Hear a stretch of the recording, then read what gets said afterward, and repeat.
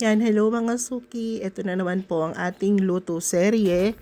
At 5 a.m. na po ako dyan gumising para maggayak-gayak po ng aking mga lulutuin. Siyempre, ang hinarap ko po muna ang paggawa ng sinukmani. Kasi yan nga po ay papalamagin pa natin at lalagyan pa natin ng latik sa ibabaw. Di ba maganda po magluto dyan sa nonstick na kawali? Hindi siya yung nadikit pa.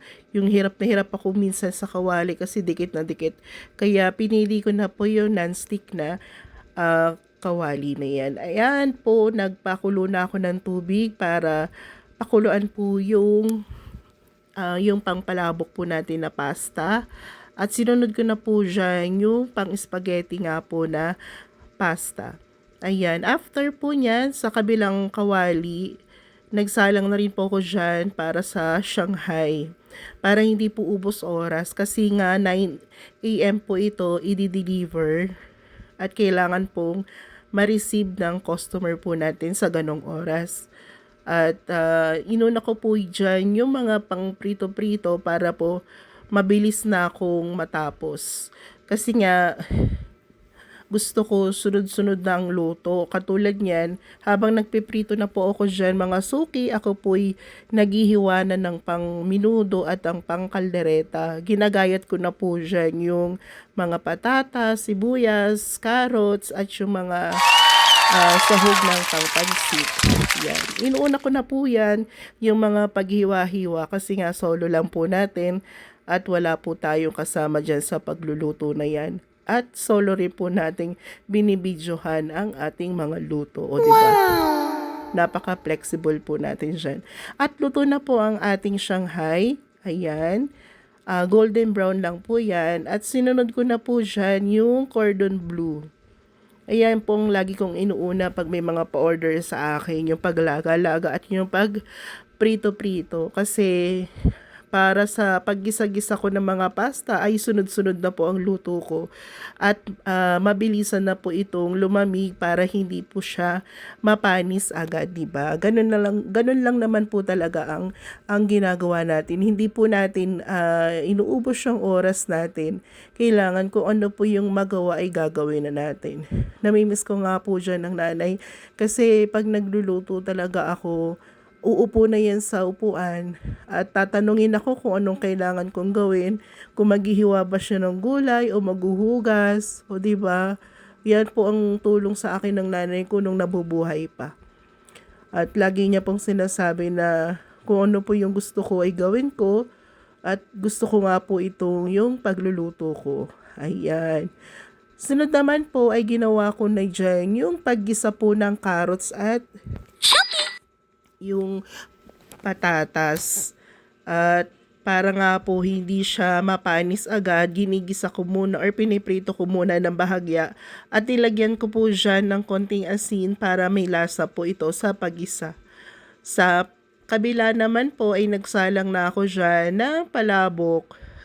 O di ba hindi po nasasayang ang oras natin dahil sunod-sunod po ang aking luto dyan.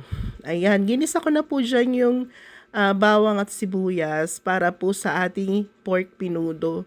Yung baboy po kasi ay binabad ko na siya kagabi pa lang. Nilagyan ko na siya ng kalamansi at toyo para may lasa na po yung ating karne. Bali yung karne ko po dyan ay 1.5 kilo. Ang siguro good for ano na po ito 9 to 10 or 12 packs or 15 packs, ganun po. Ayan. Yan, inalo-halo ko muna siya, pinaiga-iga.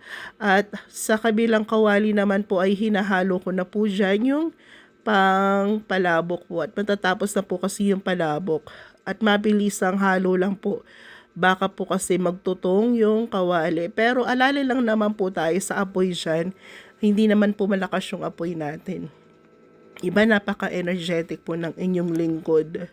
Ayan, patutuyuin lang po natin bahagya yung pangminudo at nilagyan ko na po dyan ng tomato paste at kaunting tubig at palalambutin na po natin yung karne at mamaya-maya ilalagay na po natin yung mga sahog dyan katulad po ng mga patatas po at yung carrots at nilagyan ko po siya dyan ng hotdog, tsaka kung ano-anong panglasa ng ating pork menudo. At sa kabila naman po, nagsalang na po ako dyan ng pangpansit. O, diba? Hindi po nasasayang ang oras natin dyan kasi sunod-sunod na nga po ang aking mga luto. Kasi nga, hiniwa na natin yung mga kailangan natin para gisa na lang tayo ng gisa.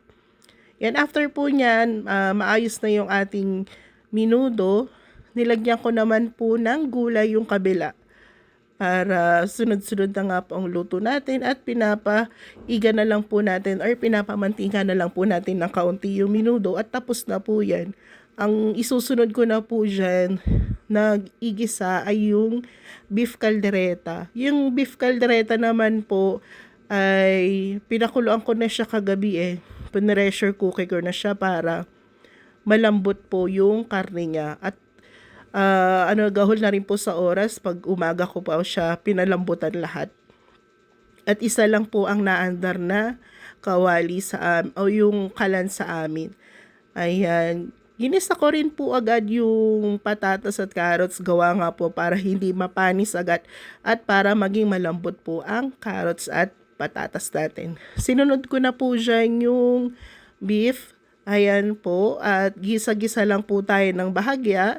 At yung pansit po sa kabila ay malapit na pong matapos yan. Nilagyan ko na po siya ng mga pampalasa dyan.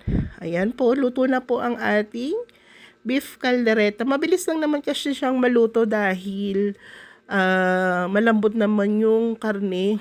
At nilagyan ko na po yan ng mga pampalasa niya, yung mga secret recipe ko po, nilagay ko na dyan. At kaunti na lang po ay maluluto na siya. Sa kabila naman po yung aking huling dinluto ay ang spaghetti. Hindi ko na po siya dyan napakita kung paano gawin kasi alam naman po natin, di ba, pagluto ng spaghetti. Ayan, di ba? Mga 8:30 na po ako natapos dyan. At ayan na nga po, tapos na ang aking luto. Inintay ko na lang po ang magdi-deliver ng aking mga niluto. Sa mga nais pong umorder, pwede niyo po akong i-message. At maraming salamat po sa nag-recommend. At thank you po. Bihira man tayo magkaroon ng paluto. Ito naman po ay isang bagsakan. Maraming salamat po. Thank you for watching. Bye!